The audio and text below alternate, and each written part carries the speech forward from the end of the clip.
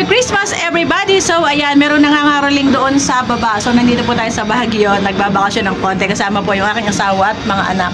Ayan, Merry Christmas everybody! Hello everybody! Hello mga kapopo! So napakalaking problema po ang nangyayari ngayon sa Popo Live application natin kasi po mayroon pong error na nangyari mula kahapon. So ina-advise ko lang po sa lahat ng mga users, huwag po kayong basta install yung mga sinasabi sa inyo diyan sa comments po. Like sa page ko po, may nagsasabi diyan na mag-install kayo ng ganito, mag-install kayo ng ganyan, and then i-restart nyo ang phone, ganyan-ganyan. Huwag na huwag po, okay? So na-experience na po natin itong ganitong problema. Ang gawin lang po natin is mag-intay, okay? At gamitin lang po natin is only data. Ayan po ang sabi ng admin. At yan naman po yung workout, inaayos. Sundin po natin ang admin. Huwag po sa kung ano-ano at kung sino-sino yung ating pasusundin para po dito na ma-recover natin yung account. Kasi po, as much as tayo ay galaw ng galaw sa ating account, like for example, in-install natin yung sinasabi nila, tapos susundin natin sila, ay baka po scammer yan or hacker yan, ay lalo pong mawala ang ating account. So, ang gawin lang po natin, na-experience natin ang problema na yan po ay technical error at baka po nagme-maintenance din ng ating application. Huwag nyo po siyang log in, log out. Huwag nyo po muna siyang galawin. Instead is, po kayo, gamitin nyo lang po is data. And then, ay akin naman pong itinatanong sa mga admin na yan, ang problema na yan, at akin naman po agad na i-vlog ito. Okay po? So, marami po ang naka-experience nito. Ang problema na ito, hindi nila ma-login, hindi nila ma-log out. So, meron naman po na nagkataon, nangyari ang error na ito, biglang nag-log out sila. So, yung nila-login, hindi nila ma-login kasi nakalimutan na rin ang kanilang password. Okay?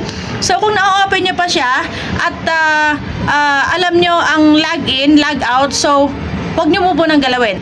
Okay, kung na-open nyo naman po yung account ninyo ngayon, so good po yan dahil hindi kayo naapektuhan. Lalong-lalo na po yung mga gumagamit ng only data. Okay? Siguro po nagkakaproblema siya sa IP address. Ayun po ang sabi ng admin ni Admin Maria, ay data po muna ang gamitin natin. Okay? Huwag po tayong galaw ng galaw sa ating app. Huwag po tayong install, uninstall, restart nyo na lang po siya. Ganito ang gawin ninyo. Lumipat po kayo sa data and then i-restart nyo po yung inyong phone. So kapag hindi pa rin siya na-open, huwag nyo po munang galawin. Wait lang po tayo ng ilang oras. Okay? Dito po kasi sa ating Popo Live application ay iba't iba po kasi yung admin na humahawak sa atin. Like for example, ikaw, nanonood ka sa akin ngayon, ang iyong region is, like for example, USA.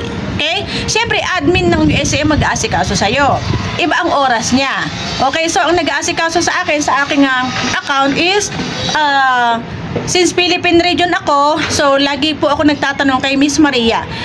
Kahit po sa withdrawal at sa withdrawal error, kay Miss Maria po ako lagi nakakakuha ng tamang kasagutan at mabilis na aksyon. Kapag po nagkamali na si Popo ng pagbigay sa akin ng payment, ay si Ma'am Maria lang po ang iskay sa isa na nakakatulong sa akin. Kaya shoutout po kay Ma'am Maria, ay more blessings po para sa iyo. Okay? Salamat po sa maagarang pagsagot sa aking mga katanungan. So, pwede nyo po siyang i-follow. Andyan po sa top up, i-click nyo po siya. Makikita nyo po yung kanyang pangalan doon sa Popo Live. Paki-follow nyo po yan.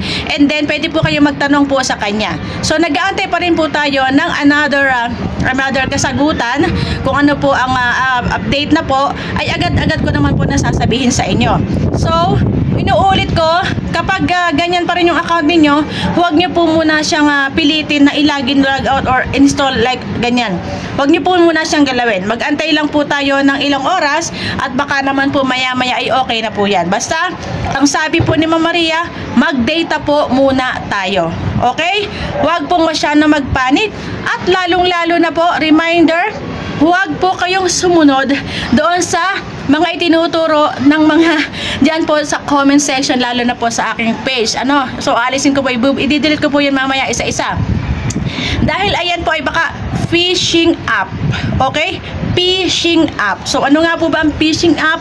Ito po ay isang paraan ng mga hackers para po makuha ang inyong account. Diyos ko po, baka lalong magka-problema ang inyong account. Huwag po kayo sumunod ng sumunod sa mga nakikita nyong comments po dyan.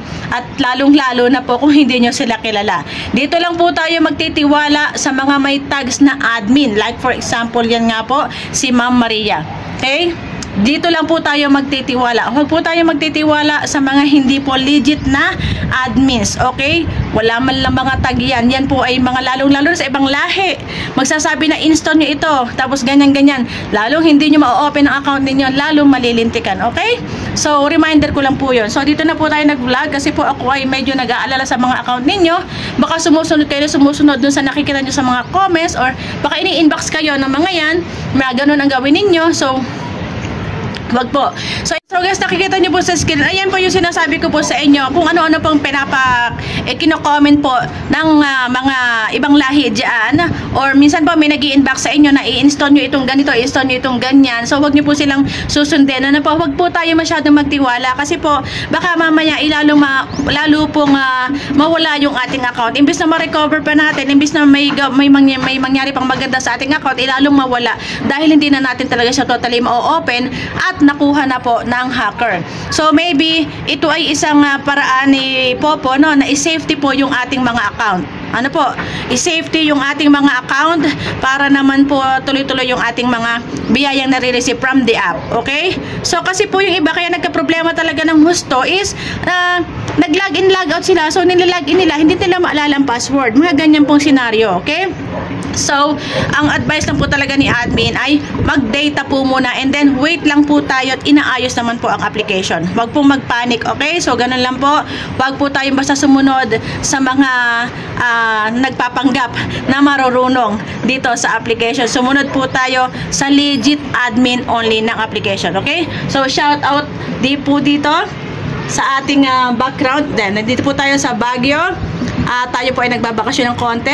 So, ako lang po ay naalarma dito po sa nangyayari sa ating application dahil marami po ang naapektuhan ng pagkakaroon ng problema ng dito po sa app kahapon. Okay? So, ganun lang po. Please be guided, ha? Wag po kayo magpanik, okay? Data po muna ang gamitin niyo. Antayin na lang po natin kung ano po yung update ng admin at agad naman po ibablog ko po yon. Thank you so much po and God bless. Naghahanap ka ba ng pagkakakitaan? Aba, dito ka na sa madaling kitaan. Team Clover Agency 430-0237. Free registration, free tutorial, pwede kahit kanino. Legit earning app, unlimited withdrawal. Register na!